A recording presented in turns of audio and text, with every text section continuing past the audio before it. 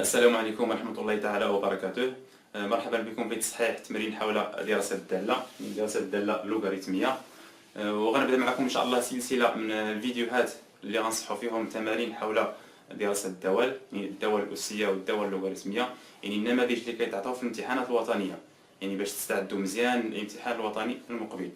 يعني إلا كنتو كتشاهدوني أول مرة على القناة، ما عليكم إلا تابوناو في لاشين وتضغطوا على زر الجرس باش دائما يوصلكم الفيديوهات ديالي، وشاركوا هادشي مع الاصدقاء ديالكم باش كلشي يستافد. يلا نبداو دابا التصحيح في التمرين الاول، يعني المساله الاولى.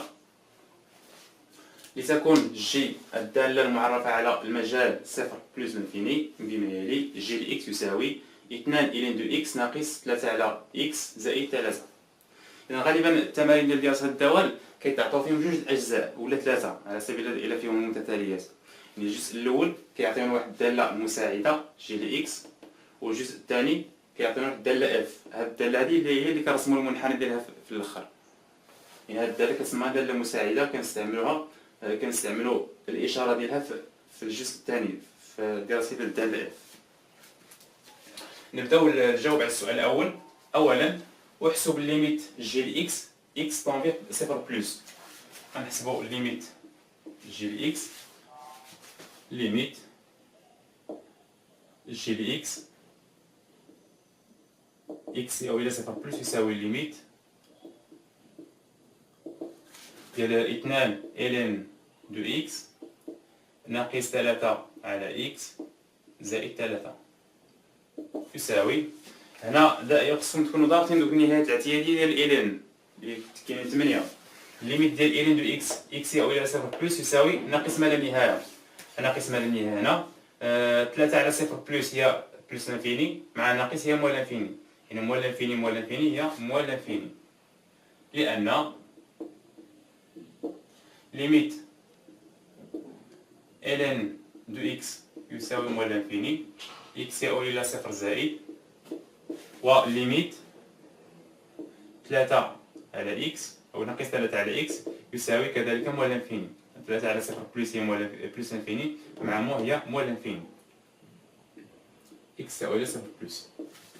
هذا بالنسبة للنهاية في صفر بلس.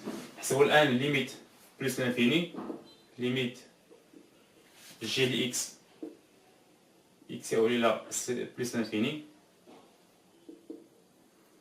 يساوي ليميت اكس يؤول إلى بلس لانفيني 2 ln دو اكس ناقص 3 على اكس زائد 3 يساوي ليميت ln دو اكس زائد ما لا نهايه يساوي زائد ما لا نهايه، والليميت ديال 3 على اكس هي صفر، لأن 3 على بلس لانفيني يساوي صفر، وهنا زائد 3 كتبقى بلس لانفيني تساوي بلس لانفيني، لأن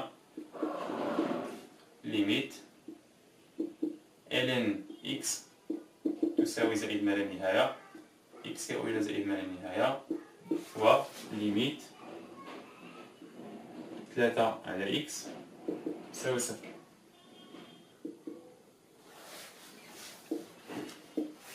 هذا بالنسبة للسؤال الأول. السؤال الثاني: احسب جي بريم لإكس لكل إكس من المجال صفر بلس انفيني. إذا الدالة هذه معروفة على المجال صفر بلس انفيني، وكذلك قابلة للاشتقاق على المجال صفر بلس انفيني. يعني دائما باش تحسبوا المشتقة ديال الدالة جي غتبينوها أولا أنها قابلة للاشتقاق. إلا كتلاحظوا هنا أنها هي مجموع دوال قابلة للاشتقاق. الإلين هي قابلة للاشتقاق على المجال صفر بلس انفيني، و3 على إكس قابلة للاشتقاق على ار نجمة، يعني على الخصوص على المجال صفر بلس انفيني، وكذلك 3 هي دالة ثابتة قابلة للاشتقاق. إذن هذه الدالة كلها هي مجموع دوال قابلة للاشتقاق. إلا بدا كتشيروا لهذه القضية هذه: الدالة جي قابلة للاشتقاق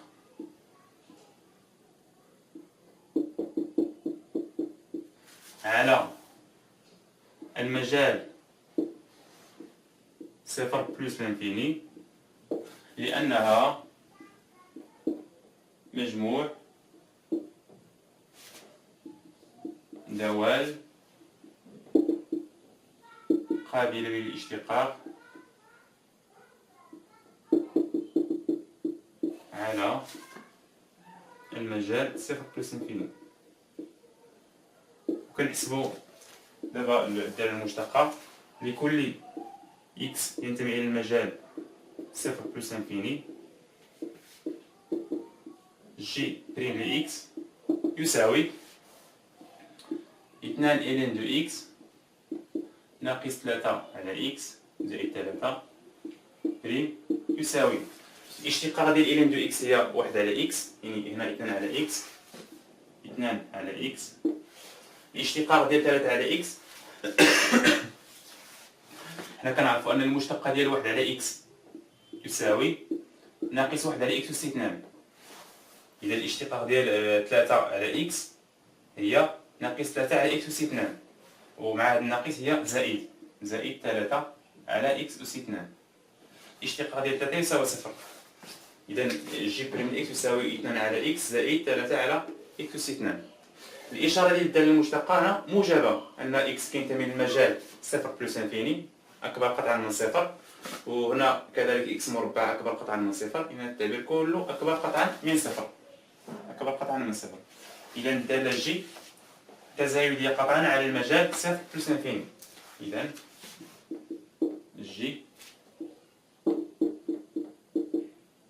تزايدية قطعا على المجال صفر بلس انفيني. بالنسبة لجدول التغيرات هو هذا إكس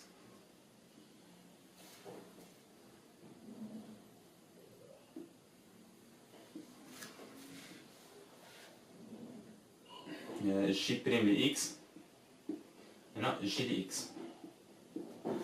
الدالة معرفة على المجال صفر بلس انفيني وصفر لا ينتمي، نديرو واحد الخط هنايا، صفر غير الدالة جي غير معرفة بصفر، هنا بلس انفيني.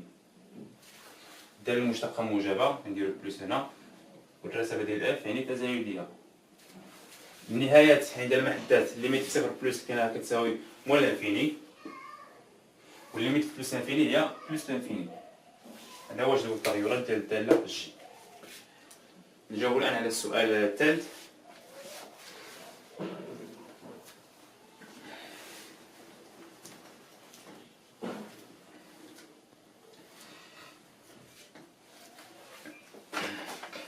بالنسبة للسؤال الثالث، بين أن جي لإكس أصغر أو يساوي صفر على المجال صفر واحد، وجي لإكس أكبر أو يساوي صفر على المجال واحد بلس انفيني. إذا هذا هو الهدف ديال السؤال في الجزء الأول، يعني ندرسو الإشارة ديال الدالة جي على صفر بلس انفيني. كيفاش هاد الإشارة هادي هاد السؤال غنستعملوه في الجزء الثاني. كيفاش كندرسو الإشارة ديال الدالة جي؟ انطلاقا من جدول التغيرات. إذا الدالة هنا تزايدية على المجال صفر زائد ما لا نهاية، والنهاية هنا هي موال انفيني، وهنا بلس انفيني. إذا لا بدا غيكون صفر، هنا المنحنى ملي تيكون طالع من الموال انفيني حتى بلس انفيني، إلا بدا غيمر على صفر غيقطع محور الأفاصيل. خصنا نعرفو النقطة فاش كيساوي هنا، فاش كتساوي جي إكس يساوي صفر، يعني السابق ديال صفر. شنو هو العدد اللي الصورة ديالته بالدالة جي تساوي صفر؟ إذا شي مرة كيعطيوها لكم تيقول لك مثلا احسب الصورة ديال شي عدد اللي غتلقى فيها صفر. هنا كتبان لينا هنا 2 إلين دو إكس ناقص 3 على إكس زائد 3. إلا عوضنا بواحد جي لي واحد كنعرفو أن إلين واحد يساوي صفر، ناقص 3 على واحد هي ناقص 3 زائد 3 يساوي صفر. باين من التعبير أن الدالة كتنعدم في واحد، يعني جي لي واحد يساوي صفر. جي لي واحد يساوي صفر. هنا كيفاش غنبينو الإشارة ديال جي إكس على المجال صفر بلس انفيني؟ هنا الدالة جي كتنعدم في واحد، إذا هذا المجال غندرسو الإشارة على المجال صفر واحد وعلى المجال واحد بلس انفيني.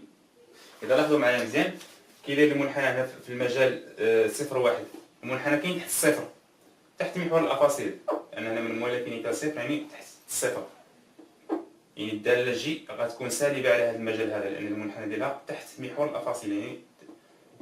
وعلى المجال واحد بلس انفيني المنحنى فوق الصفر، يعني الإشارة ديال الدالة جي تكون موجبة على المجال واحد بلس انفيني.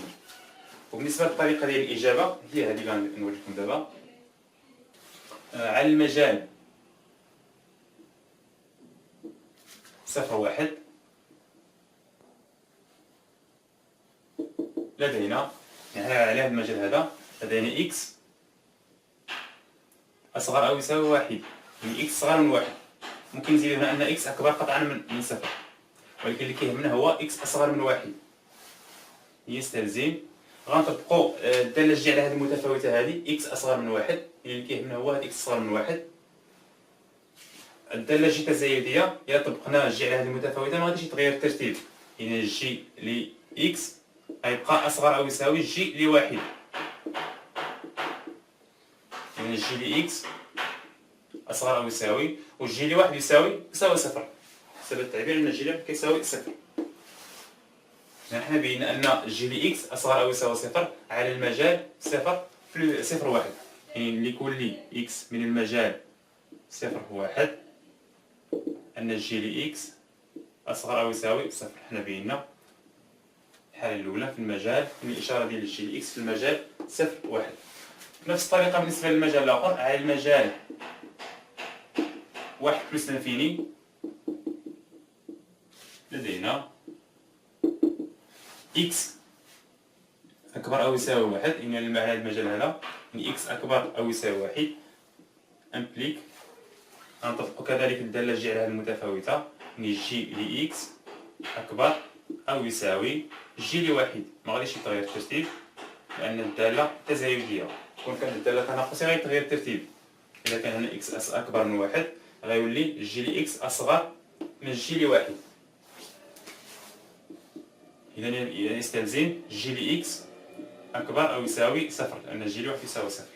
إذا لكل إكس من المجال واحد بلس لانفيني أن جي لإكس أكبر أو يساوي صفر. هذه هي الطريقة ديال الجواب على هذا السؤال هذا. ننتقل الآن للجزء الثاني التكبيرة.